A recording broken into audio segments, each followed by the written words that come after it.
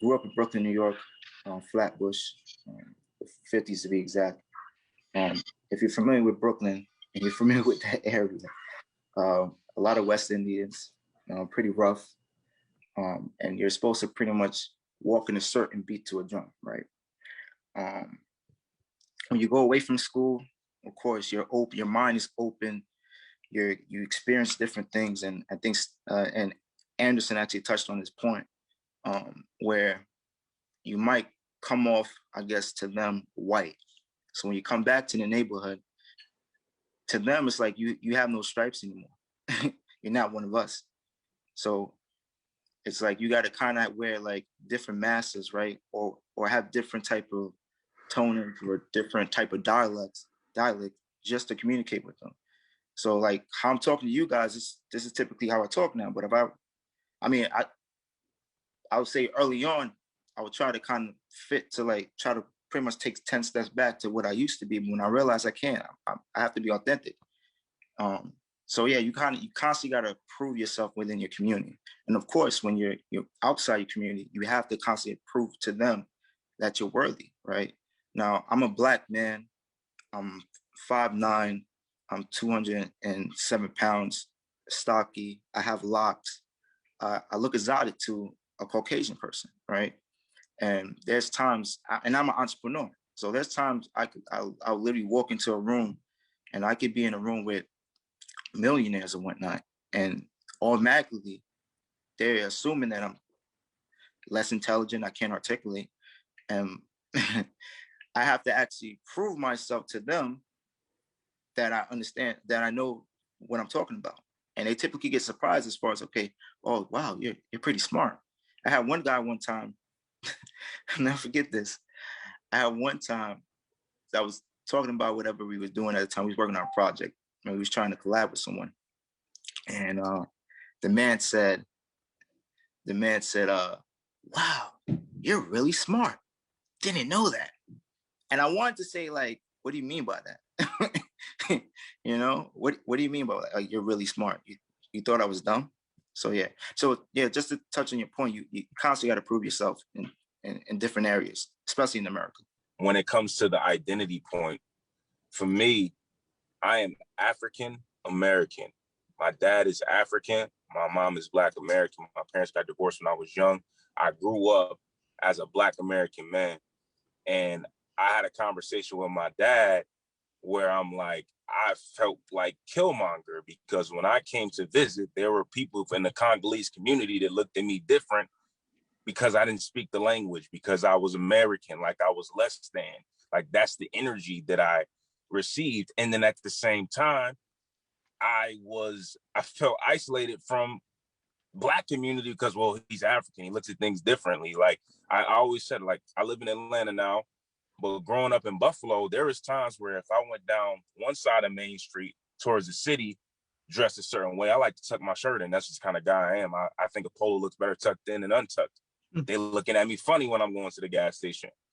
If I go down the other side of Main Street, which is more of the suburbs, they're looking at me funny when I walk in dressed the same exact way. So it's just an interesting dynamic to not feel comfortable in your own skin. And I always felt like that growing up, and especially in adulthood where I grew and got a few more muscles and things like that. It was like everywhere I walk, somebody's looking at me. So I could look at another Black man and he's looking at me defensive, as if I'm not at war with you.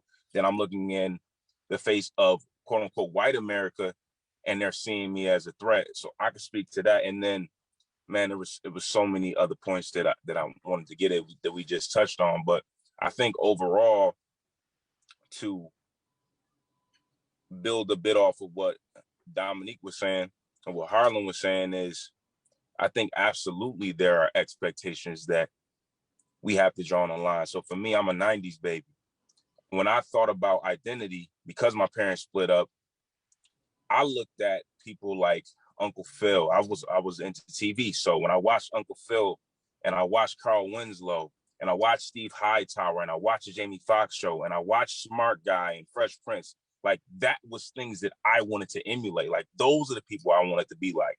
And then I think the perfect example for the Black man in America is Boys in the Hood, because I realized in doing the healthy masculinity project this past last summer, when I really sat back and we started, one of the conversations I had, we dissect that movie. And I said, man, some people wanted to run fast like Ricky so they could be recruited. Some people wanted to have the cool caddy like Doughboy. Some people wanted to be the fly guy like Trey. I just remember thinking, I wanted to be like Furious.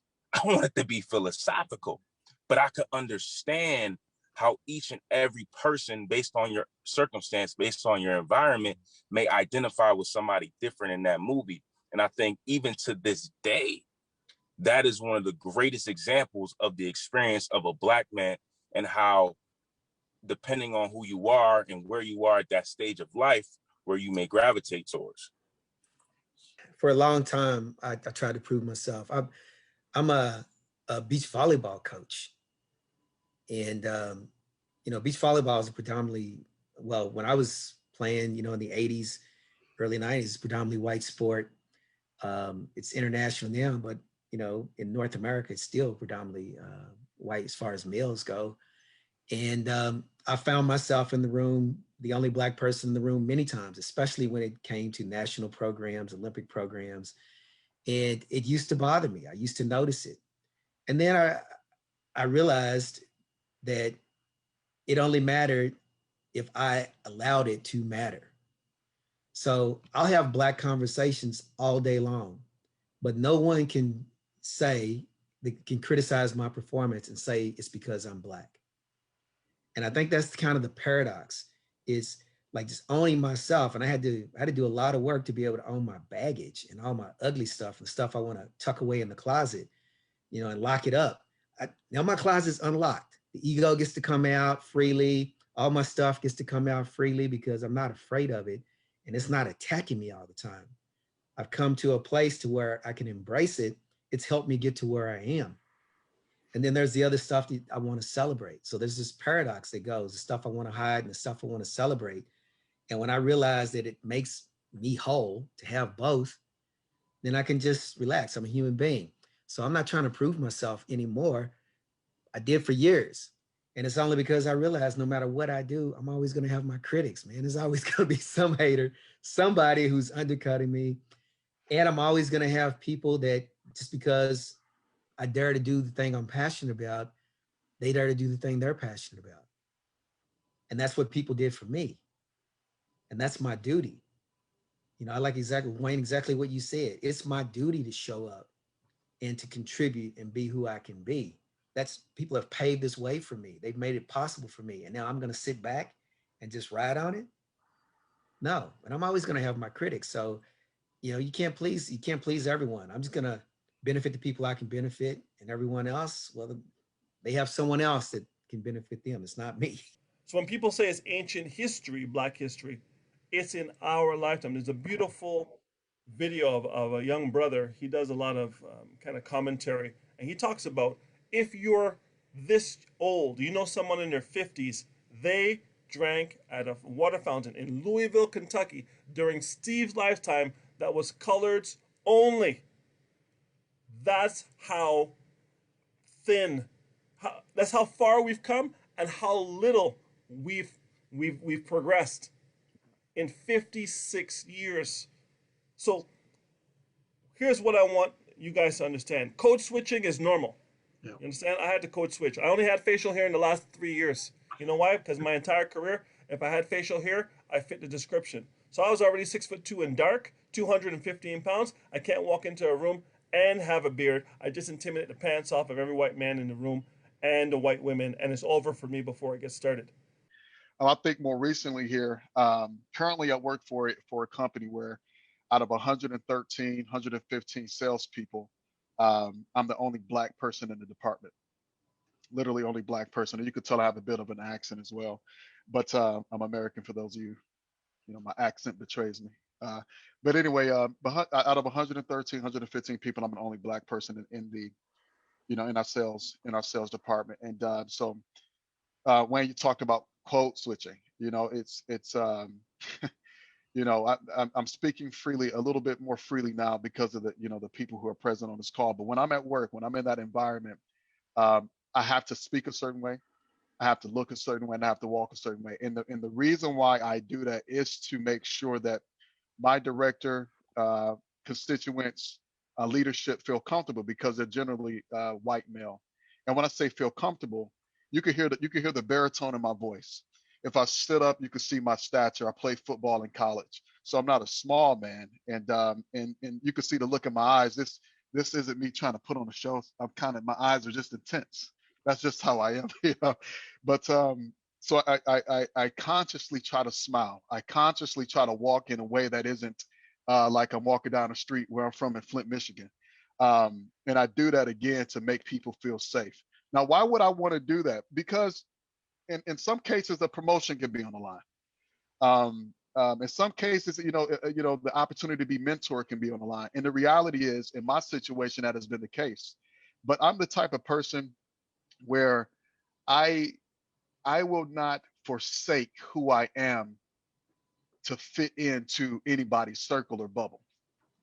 I don't know how I gathered that. Maybe it's just the surety that I have of my own identity. But I'm just you know what, I know exactly what happened throughout my life as I was growing up, and I was going through these, playing sports, having white coaches and doing different things and being mentored and coached by white men. I figured that I needed to leave a little bit of my blackness alone. I mean, my bit of my blackness back. So when I was playing sports, nope, my hair was cut low. You can see I got dreads now. It's a story behind that. But I think at the age of 24, I decided that I was going to be happy. Mm. That's what happened. I decided, I said, you know what? I'm going to be happy, and I'm going to wear an earring in my ear. I'm going to grow my hair. I'm going to put zigzags in my hair, right? I'm going to grow my beard a bit, and I'm going to walk, in at times, I'm going to walk the way that I want to walk. And that's what I did. I made that decision. And in some ways, I can't measure this, but in some ways, maybe it did cost me a bit. But what it didn't cost me was my personal integrity and my self-confidence and who I believe that I am. I didn't have to lose myself. So growing up, being a black man, there are times when I've felt that I've had to change and just to fit in. And like, for example, the men that I work with today, predominantly white, they all play golf. you know I had to learn how to play golf just so that I could have a conversation, so I could get to a how do you call it? So I could have some commonality with these men outside of just work, so that I can learn how to talk their lingo and learn how to influence in that space for my self-preservation in that environment. But I have to be honest with you, it has been a painstaking process, and it has impacted me for the last 5 years. It's mentally. And I think I'm at the point right now where I've uh, I've not only realized it, but now I'm doing something about it. And and it's been a tough go, but I've learned a lot about myself in that process. And I think the man that I'm becoming today, the path that I'm on today, to your point, Mr. Wayne Harris, talking about the people that you're hanging around, the influences, the type of income you talked about your thermostat being one way, being the other, and being comfortable and things like that. I'm on the path to constantly increase my thermostat, to constantly get this thing on fire, to keep it on fire. And I think, for those of you who may be watching this right now, I think some of the ways that you could think a couple different ways that you can actually increase your thermostat. Mr. Wayne Harris said it. One, it's about it's the people that you hang around. It's really your associations.